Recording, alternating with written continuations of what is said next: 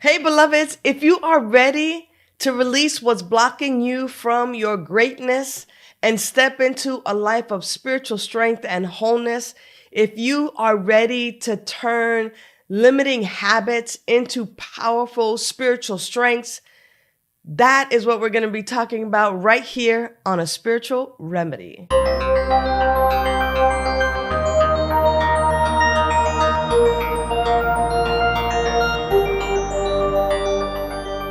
Welcome to A Spiritual Remedy, beloveds. My name is Sunshine Daye, and today we're diving into the essence of becoming willing to let go of distorted patterns and humbly asking Spirit to replace them with divine qualities, the divine qualities that are already living in, through, and as us. You know, these patterns, they don't define us. They have just been the result of what we picked up through separation thinking, addictive behaviors, and forgetting who we really are. This is about spiritual awakening and not punishment. So we'll start first off with the word defect. Now, for many of us, that can feel super heavy, even shameful.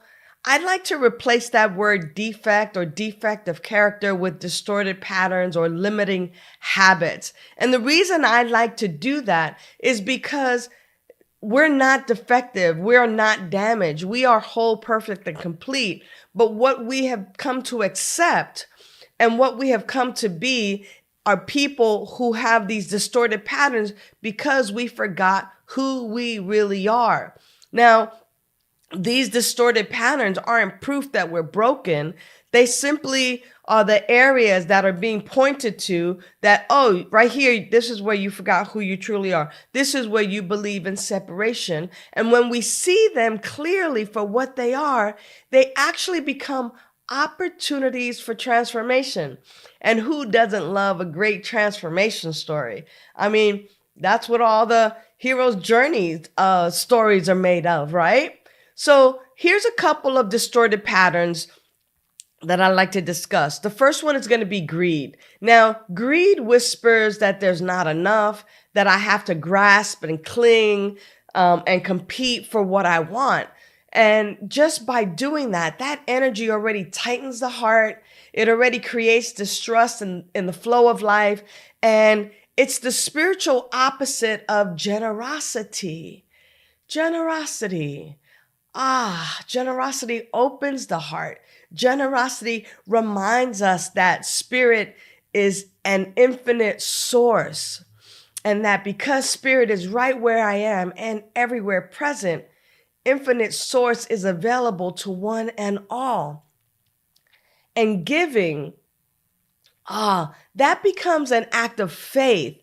That becomes an act of affirming my abundance. I am generous. I am generous, and I allow the flow to flow. A second one that I want to take a look at is impatience. You know, people usually say, yeah, my defect of character is impatience. I'm not patient. And impatience says, I want it now. Impatience says, things are moving too slow for me. It creates frustration and disconnects me from divine timing. Now, the spiritual opposite of patience, the spiritual opposite, patience, that's the opposite of impatience. It allows trust to unfold and to flow. It says, I'm safe and everything is working together for my highest and best. And with patience, I can rest in the truth that life's divine timing is always perfect. Everything is coming together for my highest and best. And I'm willing to simply be in the flow of it as it unfolds perfectly for me and as it unfolds perfectly for you. Now, here's one last one, self-pity, because, self-pity isolates us and it convinces us that we're powerless victims, that what's the use? And the opposite of self-pity is self-compassion. And self-compassion, self-compassion says, yes, this might be hard And you are deeply loved. You're deeply loved. Self-compassion puts its arms around you in such a way that says, this is the healing balm. Like, I'm okay. I have the strength to rise. And this is spirit reminding us that life is in session here and that everything is coming together for my highest and best. Now, this process isn't about asking some power and presence out there and beseeching, oh, please give me a Mercedes Benz. No, it's not about that. It's not going to magically take these things away, but it is recognizing right here within that I've had a distorted way of looking at the world, and that it's not who I am, but it is what I have become.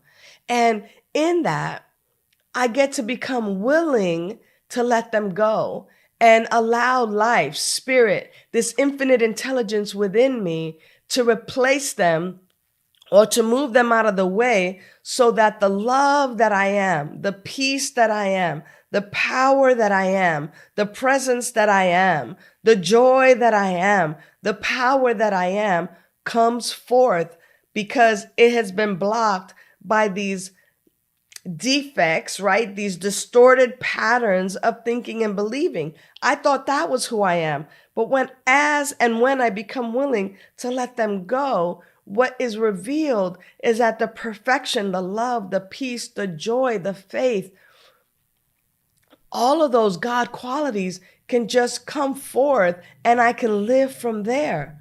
Ernest Holmes, the founder of A Science of Mind, says that we're not bound by precedent, but we're only bound by our beliefs and limitation.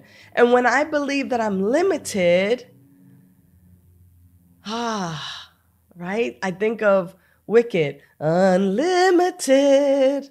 My future is unlimited. I wish I could sing like old girl. Oh my gosh, right? When I realize that who I am is God in the flesh, the unique, unrepeatable way that God shows up, I am unlimited. And so the only thing that keeps me bound is my thinking that I'm limited. Ernest Holmes also says that thoughts are things and that our consciousness creates our experience. So what am I constantly creating that doesn't really apply to who I really am? And when we awaken to the truth that God is within us, as we become willing to have our hearts opened to that divine love and that natural release. And when we naturally release those things that no longer serve us and no longer align with the truth of our nature, we begin to really live our fuller lives. So here's a quick, simple practice each morning that you can use to release those distorted patterns, those limiting habits and beliefs, and replace them with what is the truth of your life. So we turn greed to generosity, impatience to patience, self-pity to self-compassion. Every day, close your eyes and place your hand on your heart and speak this intention, and speak it with the power and the presence that you have within you. Today, I consciously release greed, and I embody generosity. Spirit within me makes that possible. I consciously release impatience, and I embody patience. Spirit within me makes that possible. Today, I release self-pity and embrace self-compassion. I release impatience and embody patience. Spirit within me makes that possible now. And visualize yourself stepping into that new trait and breathing in generosity, breathing in patience, breathing in self-compassion, and trusting that the divine process of transformation is happening in, through, and as you. Beloveds, you're not broken. You are whole, perfect, and complete. You are powerful beings. And as you exchange greed for generosity, impatience for patience, and self-pity for compassion, you are aligning with Spirit's vision for your life. This is deep, deep soul work that sets you free. So if this message has resonated with you, if it has touched you in a way that says, oh yeah, I want more of this, visit our website, vidaslc.org, for more teachings, more videos, more resources, and ways to stay connected with me.